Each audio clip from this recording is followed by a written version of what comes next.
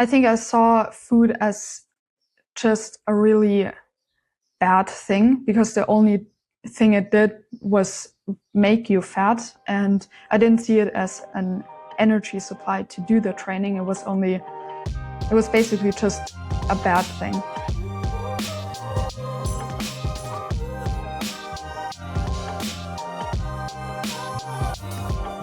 Welcome to FuelIn Sessions, the podcast that delves into the science of nutrition. Powered by FuelIn, your AI nutrition app that makes nutrition simple, personalized, and adaptive. If you want to improve your health and performance, then FuelIn is the app for you. We're going to share expert insights, training tips, strategies, and hopefully some laughs along the way so you can fuel your best and reach your full potential. I am your host, Scott Tindal, and today I am joined by Magda Mayer, a young German athlete who I had the pleasure of meeting in Roth in Germany earlier this year. And we probably won't be sharing too many laughs actually today, because Magda's story is one that we take extremely seriously at FuelIn, and it's to do with underfueling and low energy availability, REDS, relative energy deficiency in sport, and I guess disordered eating and eating disorders. And Magda's been incredibly brave. She is 18 years of age. She's still very young, but she's been very brave and very open and very honest about some of the struggles that she's had and how she has turned that around and found a lot of joy in food and in exercise, and how she's really sort of, done a full 180 on that. So Magda, welcome to FuelIn Sessions. Hi, Scott. Thank you for having me. It's a pleasure to be on. I've always been listening for the podcast. They make my long run less long. So I'm glad to be on and share my journey. Yeah, I love it. Obviously, I met you and your boyfriend, Paul, when we were in Roth, and the two of you were like this little, it was so funny. You're this bubbly little couple, and you came up. I think you had won your age group. Is that right? Yeah. The junior event at Roth? Yeah, it was like a mini challenge, and me and my boyfriend, we both did it, and we both won actually. So that was amazing. And yeah, later that afternoon, we walked around the expo, and he went up to me. He said, "Oh, look, it's Scott. He's the founder of FuelIn." And I looked at you and I was like, "Oh, yeah, that's amazing." And he said, "Yeah, let's both go." And that's how we met you. Yeah, it was very cool. And you obviously came up and said, look, we'll be using FuelIn. And you started to give a little bit of a picture of maybe some of the underfueling that you'd experienced, but also flagging that, you wanted to check that the program was correct for you and that you weren't underfueling. And, we are going to get into the bigger details of what was happening, but also that your mum, who is your coach, had flagged, the potential, and which I think is really great from your mother's perspective and from a coaching perspective, that she recognized that potentially you weren't actually consuming enough fuel. So, yeah, first impressions, you were this sort of, obviously very accomplished junior triathlete and getting into it. I guess from my perspective, you had a lot of confidence, but underlying all that, I think there was some stuff going on in the background that we sort of wanted to dive into. So can you give a little bit of background just about, who you are and sort of when you got into triathlon and what maybe shaped you before this? Yeah, so I'm from Germany originally, and I've been doing triathlon for about a year now, training like properly. And many people don't know this of like my triathletes friends, but I've done almost a decade of gymnastics before I started triathlon. And yeah, I think people have heard about what the nature in gymnastics is like and how the coaching and everything can be. And yeah, I've also experienced that, and it just didn't really, in the end, I didn't have any fun with the sport anymore. And I got into running at some point, but yeah, that didn't really, I wasn't in a good headspace when I did that. And yeah, I tried to still get out of it, and my mom and my friends helped me or tried to help me, and I started doing triathlon as well. But yeah, it wasn't that easy to find something like to actually be confident in what I do. And yeah, it got better at some point, but yeah, still was struggling with the problems I had, which originated from the gymnastics culture. Okay, let's take a step back then. In terms of gymnastics, was it rhythmic or artistic gymnastics that you were doing? I'm not sure what it's called in English. It's where you do the 4 events, so bars, beam, Bars. floor, Okay, and so vault. it was artistic. Yeah, So, yeah. okay. And what was the pressure? Was it a pressure around weight? And where did that pressure come from? Yeah, it was both just the body image and your weight. I think it's also a lot of the coaches really focus on just the results. They don't want to see, they basically know that, okay, this kid doesn't really work anymore. Okay, let's move on to the next one. It's fine. I don't care anymore. And it's really brutal in that way. And so you have this desire to just be perfect all the time. And yeah, I think that also shows itself in the body image and the weight revolved around that. You gave some pretty damning examples of what coaches had said to you along the way. Are you happy to sort of, give an example of what maybe one of those comments was? Yeah, I've had a coach tell me that I should suck in my fat stomach. So that's just an example of how those can be. And yeah, it can be just subtle things that they pretend you're too heavy and they can't lift you or something. And yeah, things like that. What was the impact? Do you remember what impact that had at the time when the coach said that to you? Um, I think when I was younger and those things would happen, I didn't really like consciously understand what was going on. I just understood, okay, yeah, there's something wrong, and I maybe that just resulted in this like underlying problem that was developing. But yeah, When you later say there on, was a problem, do you mean a problem within yourself? You viewed it as your problem, yeah, and the problem definitely. being weight?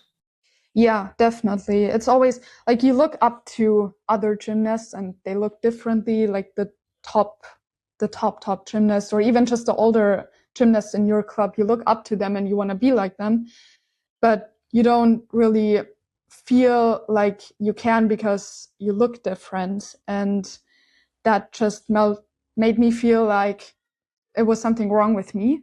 And yeah, that's probably what happened. And you mentioned when you were younger, I mean, you're still very young, you're 18. Like how old were you when these comments were being made to you? Um, it was more, I started out in a club when I was 7 or 8, and I was really young, and it wasn't really more competitive club. It was just like having fun, and it wasn't as bad there. Um, but I moved on to train at a club where it was more because I wanted to be better and I wanted to be in a more competitive club. But the coach I had there was more, he really said things more straightforward. And I think I was around 13 or 14 when that was the case. And yeah, I think those times really, that's where it impacted me the most. For sure.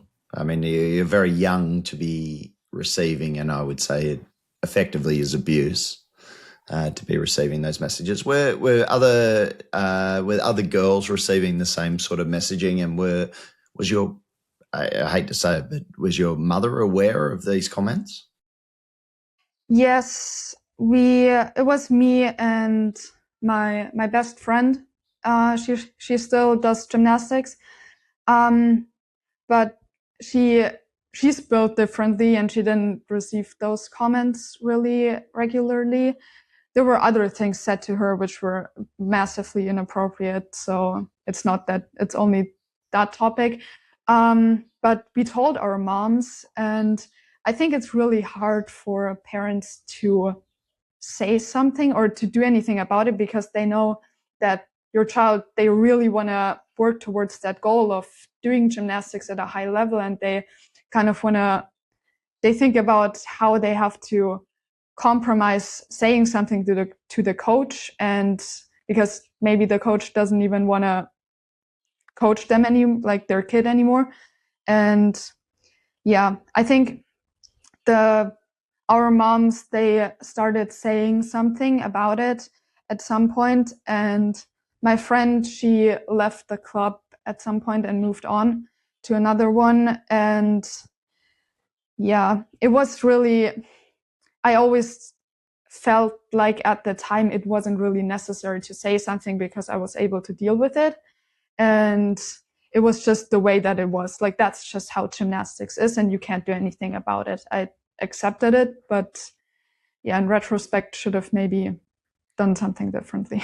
Yeah, but I mean, you're the child in the situation. I don't think the pressure should be on you. And I mean, yes, you should be aware that as a child, that if things like that are spoken to you, that you should be able to say no. But ultimately, it's on the coach and the culture of the sport. I mean, it is fascinating looking through the research on disordered eating or eating disorders within even just gymnastics, and it sits somewhere in the 30 to 50% range of those participating in this sport, particular sport, artistic or rhythmic, will experience some form of disordered eating or eating disorder. So obviously with, these types of comments and this pressure and this feeling of, something was wrong, what did that result in for you? Yeah, I think that really just was what resulted in my eating disorder, what got me into like anorexia. And yeah. And at what sort of age was this? I think I've always been very aware of my body since I was maybe 10, 11, 12. It wasn't disordered eating. I may have picked up some, or it wasn't an eating disorder. I may have picked up some disordered eating habits along the way. Like, there's a difference between that. And I think it all started to get more bad when I was around 16, 16, something like that.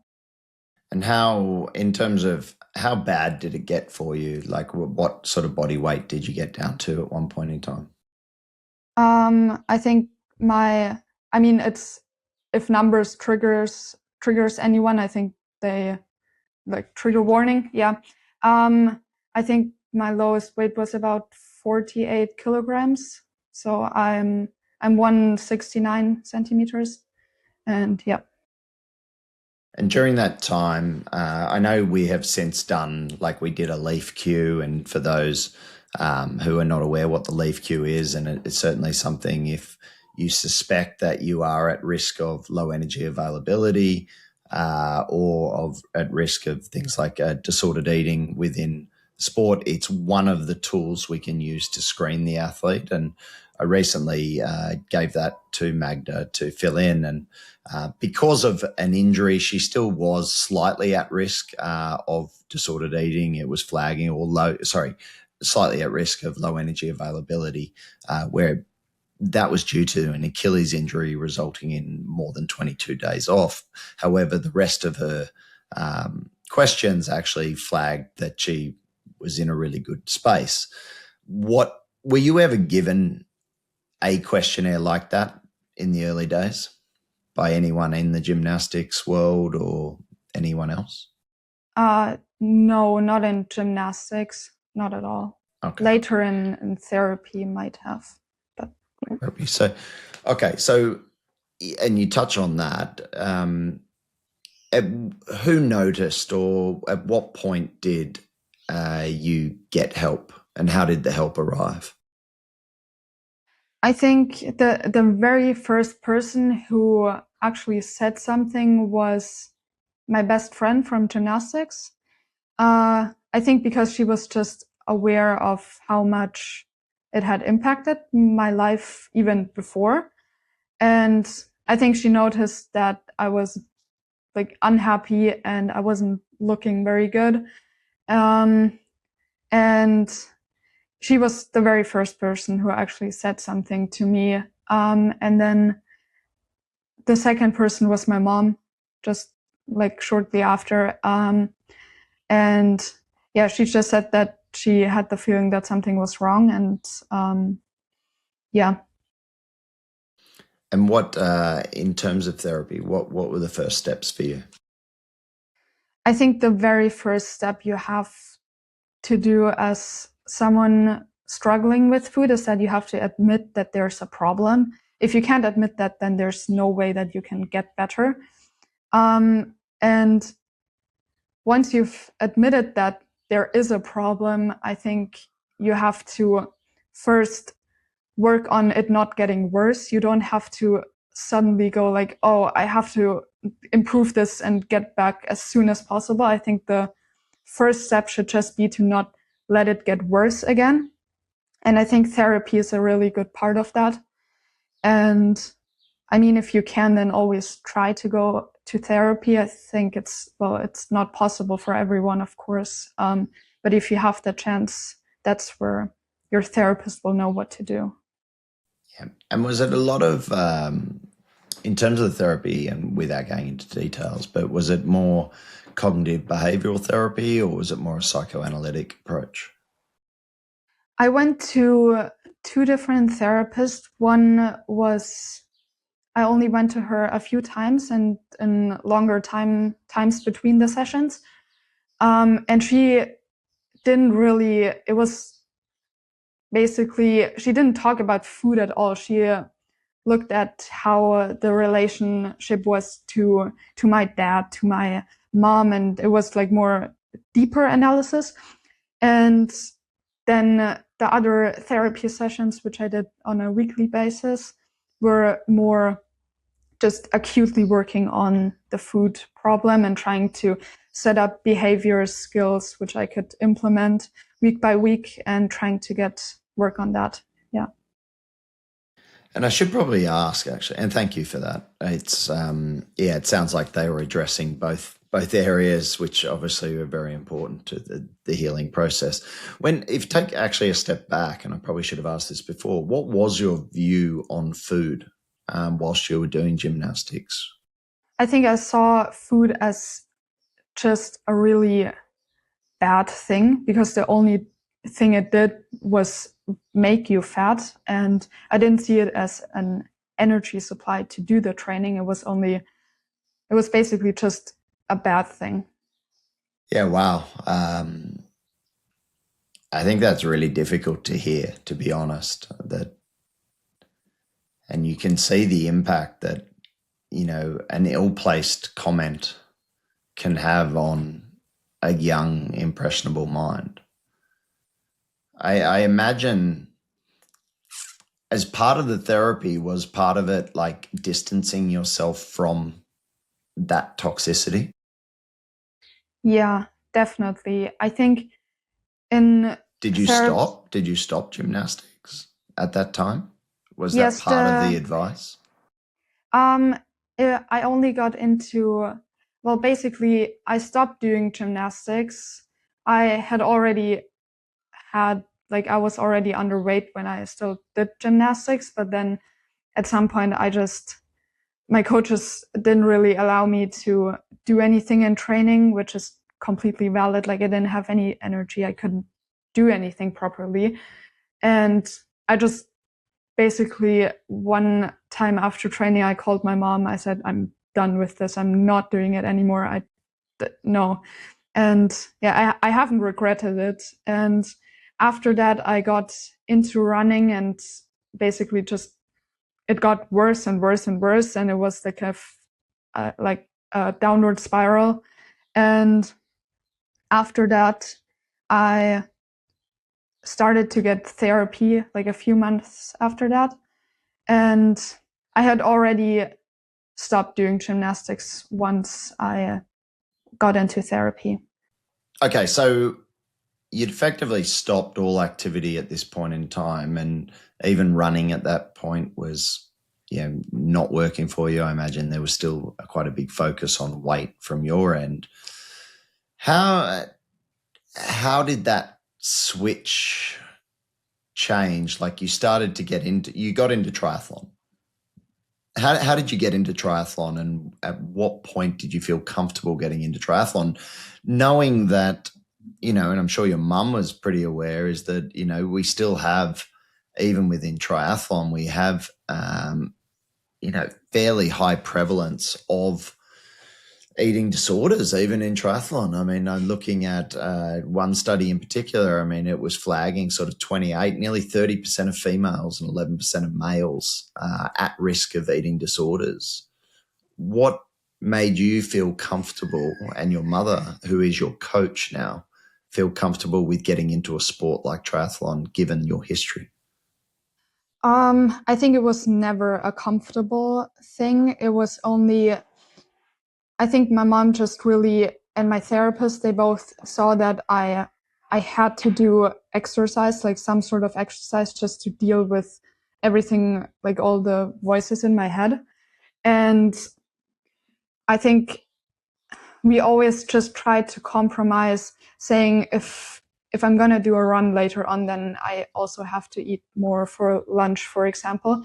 So that's kind of how it worked. So we always tried to, obviously I weighed myself every week. And yeah, we just always hit like checkpoints. I wasn't losing weight, so I could also train more, but then I had to eat more too. And yeah, that's how it was relatively safe to do. And how did that make you feel at the time? Well, I was glad that I was able to work out, because I thought that like I'm gonna lose fitness. It's without sport, I don't feel like a good human being. Um, and but it was still all very so much controlled and so much holding me back, and I wasn't feeling like I was achieving my full potential in the sport, but I was also stuck with all the all of the thoughts that I had to basically, I knew that if I gained weight and I gained muscle, I could be better, but my mind just didn't allow me to do that yet.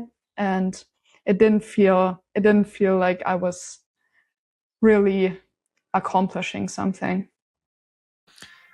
And with that, like, I know it's some of the background discussion we've had without going into too much detail, but like, I know it is something that has been brought up. It's like, that thought of, okay, we had to get that process going of weight gain is okay, because with that weight gain, yes, there may be a little bit of increase in body fat, which, I think you came to accept, but also that lean muscle is going to be part of that weight gain. How did you manage that, and like what were some of the techniques or strategies that you sort of, and your mother sort of, and your coaches sort of used or talked about? I think with my therapist, she basically made sure that I had a baseline weight and I wasn't going under that. And we first worked on just getting into a healthier weight. I was still like slightly underweight, but it wasn't as bad. And I also started to take some hormones, so my bone density wouldn't be like I wouldn't get osteoporosis. Um, and I think what was really essential is that you work in small steps at a time, because in the back of your mind, you have this whole idea of, oh my God, I have to gain weight. Oh my God, I'm gonna feel so uncomfortable in my body. And really just having small checkpoints along the way. Because if I would have thought about, I have to gain 5 kilograms all the time, I would have never done the next step. If I just would have thought, okay, I have another snack 2 times a week, then that's something I can do and that's something I can work on. And I think just, of course, you have the big picture in the back of your mind, but just trying to take it one step at a time. You flagged, and again, thank you for all of this.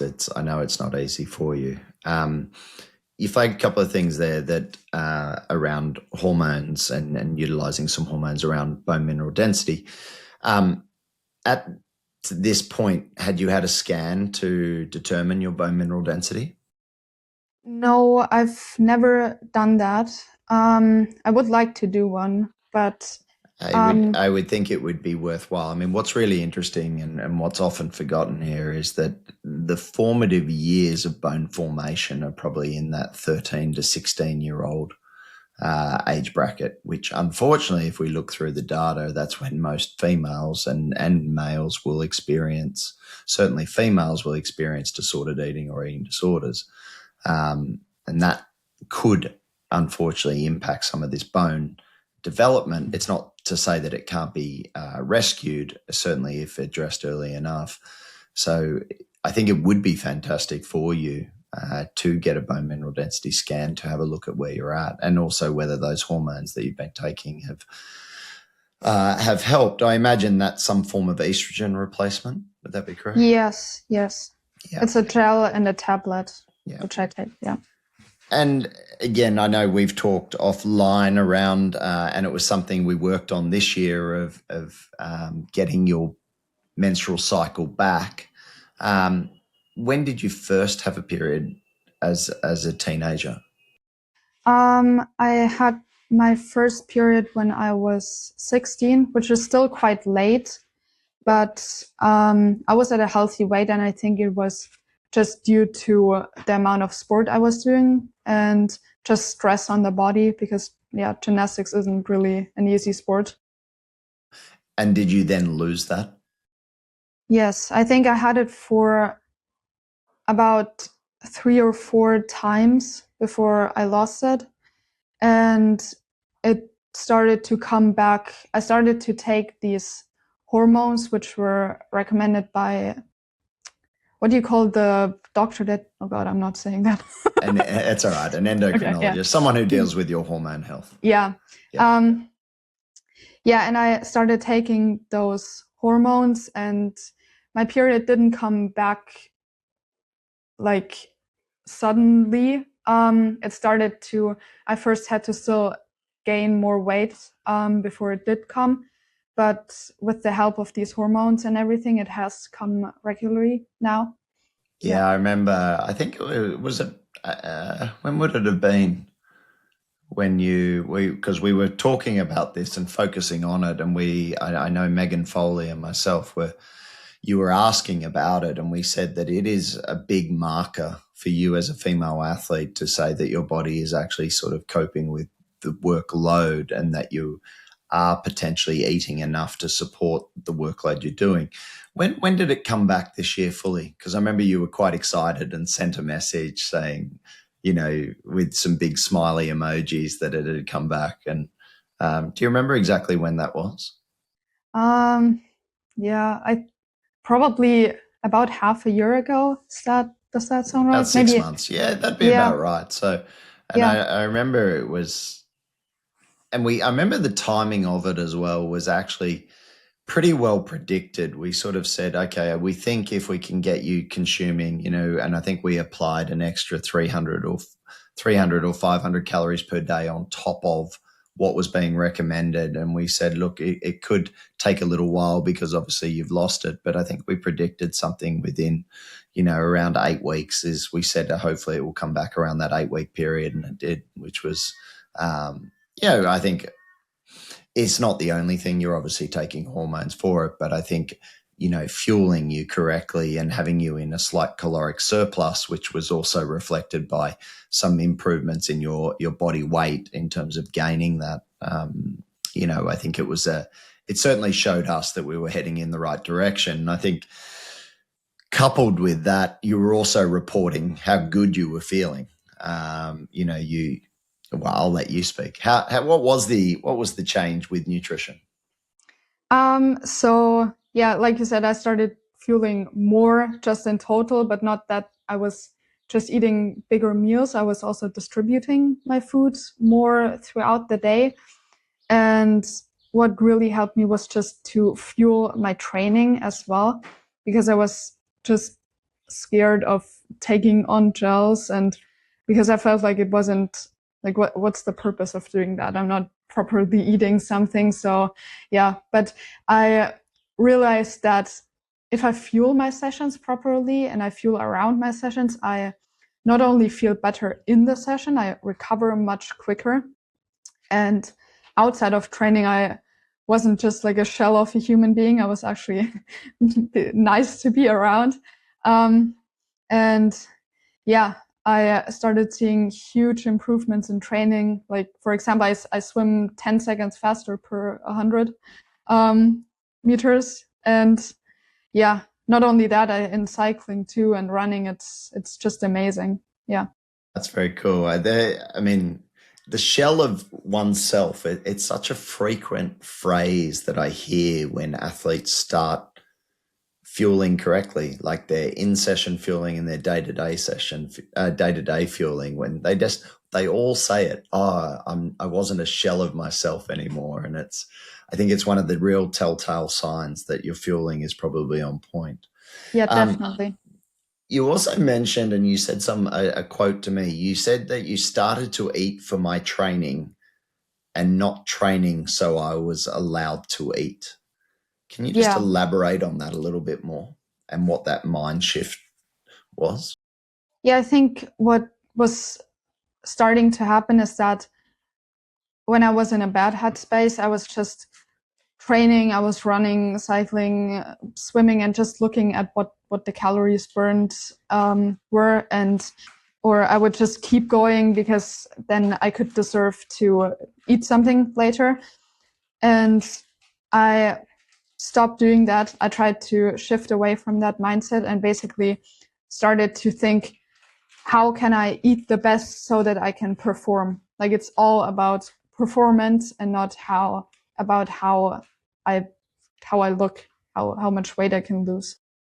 Yeah, I think I've seen recently, and if anyone doesn't follow Magda on Instagram, certainly get in there. She's, full of life, and there's a lot of funny reels and stories going on. But you're quite proud. It seems like there's this level of proudness around your body now, like, the occasional flex and, this newfound muscle that obviously is, producing pretty exceptional results in your age group and in the juniors. And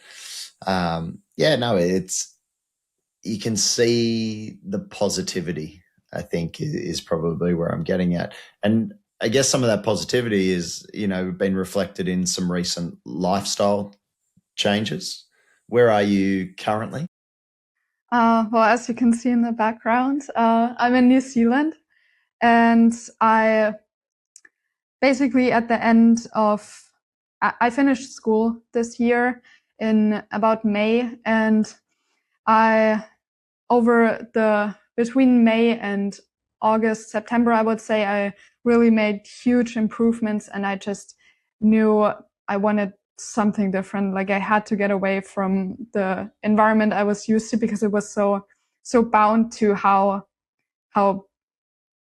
in a bad place I used to be in that place. And my parents basically said that they would support me financially for a year, and so many people have told me that New Zealand is amazing and I should definitely go there. And yeah, it's my first time outside of Europe. I went to the other end of the world. And yeah, I think my longest flight before that was 1.5 hours. And I went on some 17-hour flights. So that was a shock to the system. I But I love made it. it here.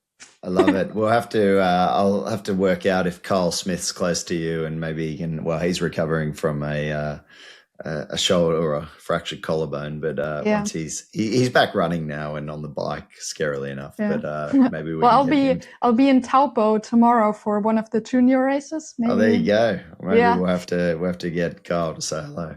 I'm sure he'll be out and about. If you see him, go and say hello. Yes, I will. So, what's driving you now to train and compete? I think first of all, I want to show younger girls that everyone can be at a high performance and not just the ones that are light. Like light doesn't equal strong. Light doesn't equal fast. Strong equals fast. And I really want to, that's the message I want to send to younger girls who are just like me. And I want to show them that at any body shape or size, you can actually be competitive with those at the top. And and I think that everyone who does this endurance sport has something to prove to themselves. That's why they do it. And I think that's the same for me. I want to show that I can do hard things. And Yeah, no, it's great. I think the message to young women, but also young men out there that are struggling with disordered eating and eating disorders, and the environment that ultimately shapes that. I think becoming aware of that and calling it out is super important, and relying and reaching out to those who can support you, both from a professional standpoint, but also in your own inner circle, people like your parents, talking about the issues that you're experiencing, I think is really important. If, when you think about it now and when you look back at photos and sort of things that went on during that period, what do you think about? I think at some point I deleted all of the photos that were triggering to me, which I think is a really important and necessary step to take, because it's just unnecessary stress and it throws you back. But of course I'll still, there are some photos, like family photos you don't delete, and I still look back at it. And I think the first instance is always okay, the first thought that's going on is I used to be skinnier. And I've heard a quote once that says, my brother told me this, it's the second thought is yours. You can't really do anything about the first thought that pops into your head, but you can certainly impact the second thought that goes on. So every time I have a bad voice in my head, I think about, okay, I can't really do anything about that thought. It's just there, but I can definitely think about what my second thought is. And I always tell myself, be aware of what life was like back then. You might have been in a smaller body, but everything else was worse, technically. And that's how I can probably deal with looking back at those photos. And if you had to say now, what are you most looking forward to? I think all the possibilities that opened up, like seeing how good I can be if I properly fuel my training. And just looking ahead to, I really want to do some short distance races, some WTCS races at some point. I want to do longer distances later on in life. Hopefully go to Kona at some point. That's always the big goal. But really just putting myself out there and showing I can be competitive.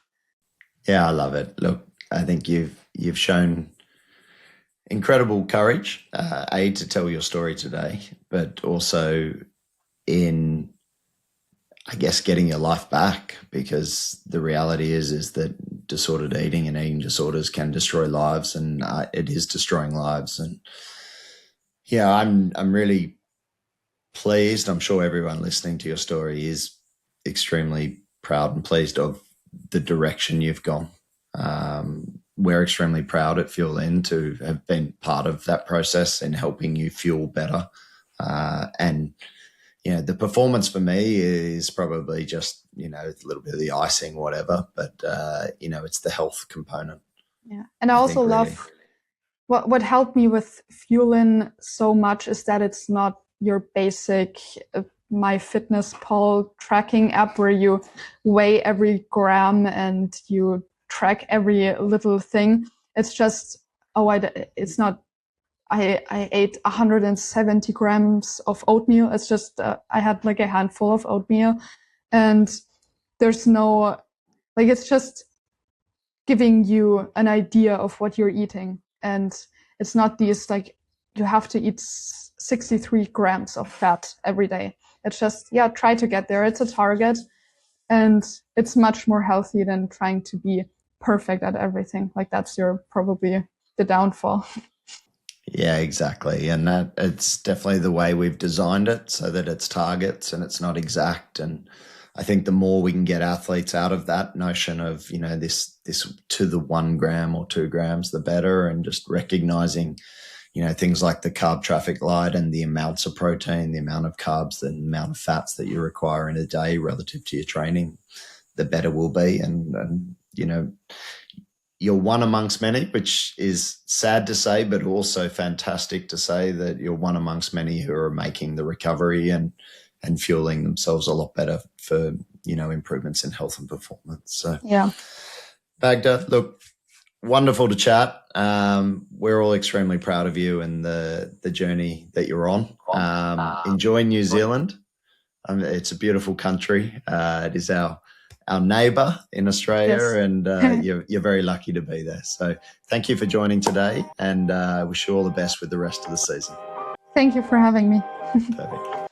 Bye-bye. Bye-bye.